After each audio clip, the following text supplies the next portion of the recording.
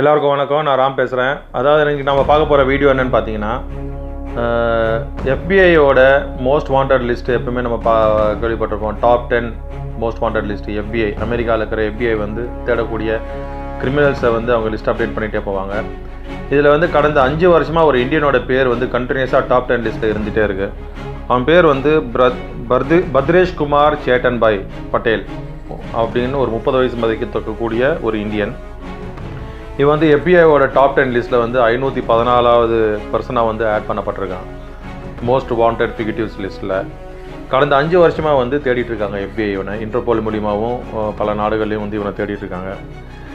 இவன் செய்த குற்றம் என்ன, இவனை வந்து ஏன் எஃபிஐ வந்து டாப் 10 லிஸ்ட்டில் வச்சுருக்காங்க, அதுவும் ஒரே அந்த டாப் 10 லிஸ்ட்டில் இருக்கக்கூடிய இப்போ கரண்ட்டாக இருக்கக்கூடிய டாப் 10 லிஸ்ட்டில் இருக்கக்கூடிய ஒரே இந்தியன் இவன் தான், இந்த சேட்டன்பாய் பத்ரேஷ்குமார் பட்டேல் அப்படிங்கிறவன்.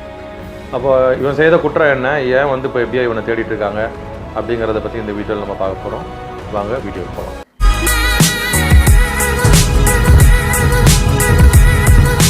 எஃபிஐயோட டாப் 10 லிஸ்ட்டில் இந்த பத்ரேஷ்குமார் சேட்டன்பாய் பட்டேலுங்கிற இந்தியன் வந்து வர்றதுக்கு காரணம் என்னன்னு பார்த்தீங்கன்னா, அவன் வந்து அவனோட ஒய்ஃபை ஏப்ரல் 12, 2015 அன்றைக்கி ஒரு டோனட் ஷாப்பில் வந்து கத்தியால் குத்தி கொலை பண்ணியிருக்கான். அவனோட ஒய்ஃப் பேர் வந்து பாலக் பட்டேல். இவங்க 2 பேரும் வந்து ஒரே டோனர் ஷாப்பில் வந்து ஒர்க் பண்ணவங்க. அவனை வந்து அவன் ஒய்ஃபை வந்து கொலை பண்ணிட்டு அங்கேருந்து தப்பிச்சிட்டான். ஸோ இன்றைக்கி வரைக்கும் அவனை வந்து பிடிக்க முடியல. கடைசியாக பார்த்தது வந்து அவனை 5 வருஷத்துக்கு முன்னாடி நியூ ஜெர்சியில் நியூயார்க் அப்படிங்கிற இடத்துல வந்து பார்த்துருக்காங்க. அங்கே வந்து தப்பிச்சிட்டு போயிருக்கான். இன்றைக்கி வந்து எஃபிஐ வந்து அவனோட பற்றிய தகவல் கொடுக்குறவங்களுக்கு $1,00,000 ப்ரைஸ் மணி வந்து அவார்ட் பண்ணுறதுக்கு அவங்க அனௌன்ஸ் பண்ணியிருக்காங்க. ஸோ அவனை வந்து அரெஸ்ட் பண்ணுறதுக்கான இன்ஃபர்மேஷன் கொடுக்குறவங்களுக்கு $1,00,000 வந்து எஃபிஐ கொடுப்பாங்க அப்படின்னு சொல்லிட்டு அவங்க ப்ரைஸ் மணி வந்து அவார்ட் பண்ணியிருக்காங்க. பட்டேல் வந்து அவன் ஒய்ஃபை வந்து 2015 வந்து கொலை பண்ணியிருக்கான். அவங்க 2 பேரும் வந்து ஒரு டோனட் ஷாப்பில், மேரிலேண்டில் இருக்கக்கூடிய ஒரு டோனட் ஷாப்பில் வந்து ஒர்க் பண்ணியிருக்காங்க. நைட் ஷிஃப்ட் ஒர்க் பண்ணும்போது அவங்க 2 பேரும் வந்து ஏதோ வாக்குவாதத்தில் ஈடுபட்டு கொலை பண்ணியிருக்காங்க. அப்போ வந்து அந்த இறந்தபோது அவனோட ஒய்ஃபுக்கு வந்து வயசு 21.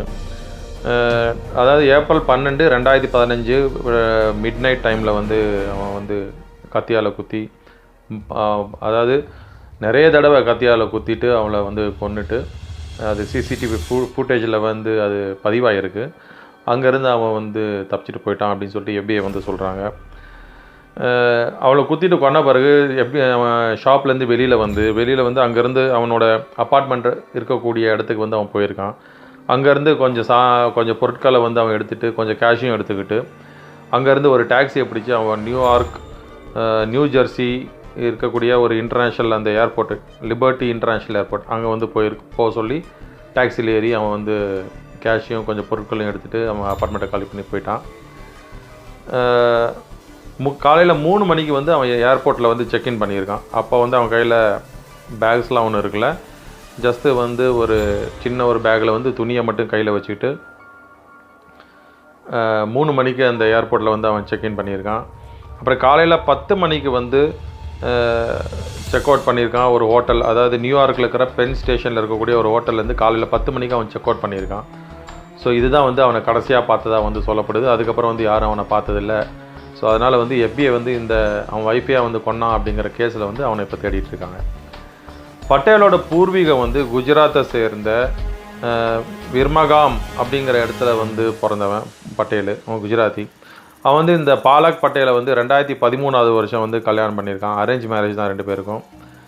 பாலக் வந்து இறக்கறதுக்கு முன்னாடி அவங்க பேரண்ட்ஸ்கிட்ட சொல்லியிருக்காங்க, அவளுக்கு வந்து அமெரிக்காவில் இருக்க வந்து இஷ்டம் இல்லை, இந்தியாவுக்கு வந்து திரும்பி வரணும்.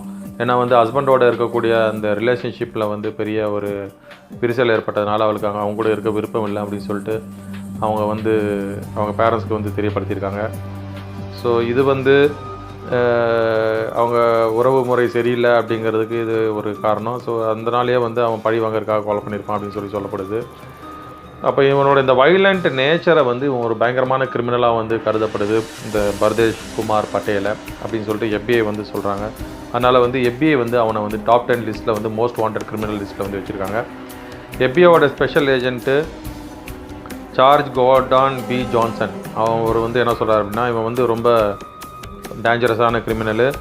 இவனை வந்து எங்கே பப்ளிக்கில் பார்த்தாலும் வந்து அவனை வந்து தகவல் கொடுக்குறவங்களுக்கு அவனுக்கு வந்து ஒரு $100,000 வந்து ப்ரைஸ் மணி கொடுக்கப்படும்.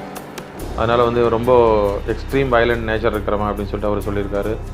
ஸோ இதுதான் வந்து இப்போதைக்கு இருக்கிற நியூஸ். இவன் வந்து இந்த FBI வந்து இன்டர்போலோட சேர்ந்து இவனை வந்து பல இடங்களில் வந்து தேடிட்டு இருக்காங்க. இந்தியா உள்பட பல இடங்களில் வந்து இவனை தேடிட்டு இருக்காங்க. அவனை பிடிக்கிற வரைக்கும் நாங்கள் ஓய மாட்டோம், அவனை வந்து ஜஸ்டிஸ் முன்னாடி கொண்டு வந்து நிறுத்துவோம் அப்படின்னு சொல்லிட்டு இந்த FBI ஸ்பெஷல் ஏஜென்ட் வந்து அவர் சொல்லியிருக்காரு. ஸோ அவனை வந்து தேடுற வேலை வந்து இப்போ ரொம்ப தீவிரமாக கடந்த 4-5 வருஷமாக வந்து நடந்துகிட்ருக்கு. மாட்டானா மகன் சேர்த்தான், அந்த அளவுக்கு வந்து இப்போ அவனை வந்து FBI பல வீசி தேடிட்டுருக்காங்க.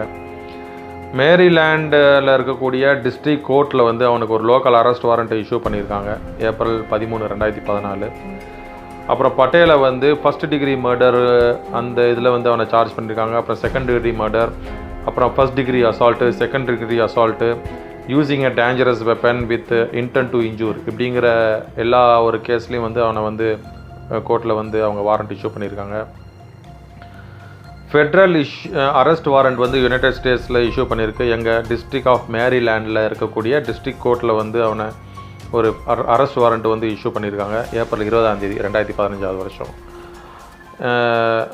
பட்டேல் அது அரெஸ்ட் வாரண்ட் இஷ்யூ பண்ணுறக்கான அவன் வந்து ஜஸ்டிஸை விற்று அவன் வந்து தலைமறைவாக இருக்கான், ஒளிஞ்சிருக்கான் அப்படிங்கிறதுக்காக அவனை வந்து unlawful flight to avoid prosecution அப்படிங்கிற பேரில் வந்து அவனை வந்து arrest warrant Federal arrest warrant வந்து கொடுத்துருக்காங்க கோர்ட்லேருந்து.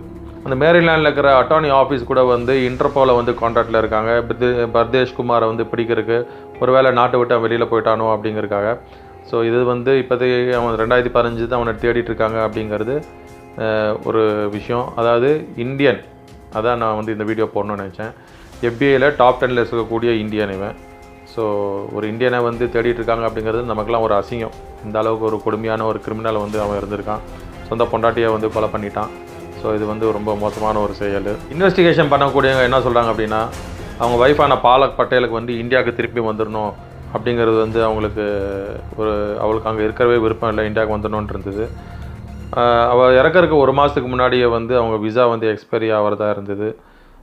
அதனால் ஹஸ்பண்ட்கிட்ட சொல்லி வந்து சரி விசா எக்ஸ்பைரி ஆகுது, எப்படி இருந்தாலும் நான் வந்து இந்தியாவுக்கு போயிடுறேன் அப்படிங்கிற மாதிரி அவங்களுக்குள்ள நிறைய பிரச்சனைகளும் வாக்குவாதங்களும் இருந்திருக்கு.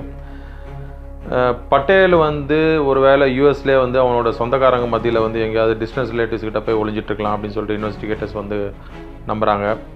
இல்லைனா வந்து ஒரு வேளை அவன் கனடாவுக்கு வந்து போயிருக்கலாம், கனடா வழியாக வந்து இந்தியா கூட தப்பிச்சிட்டு வந்திருக்கலாம் அப்படின்னு சொல்லிட்டு இன்வெஸ்டிகேட்டர்ஸ் வந்து அந்த கோணத்துலேயே வந்து விசாரிச்சுட்ருக்காங்க. பட்டேலுக்கு வந்து நியூ ஜெர்சி, கென்டக்கி, ஜார்ஜியா, இல்லினோஸ், அப்புறம் இந்தியா, இங்கே இருக்கிறவங்களுக்கு கூட இருக்கிற ரிலேட்டிவ்ஸ் ஃப்ரெண்ட்ஸு கூடலாம் இவனுக்கு வந்து நிறையா கனெக்ஷன்ஸ் இருக்குது. ஸோ இங்கெல்லாம் வந்து அவனை தேடிட்டு இருக்கிற வேலையை வந்து FBI வந்து இப்போ செஞ்சிட்ருக்காங்க.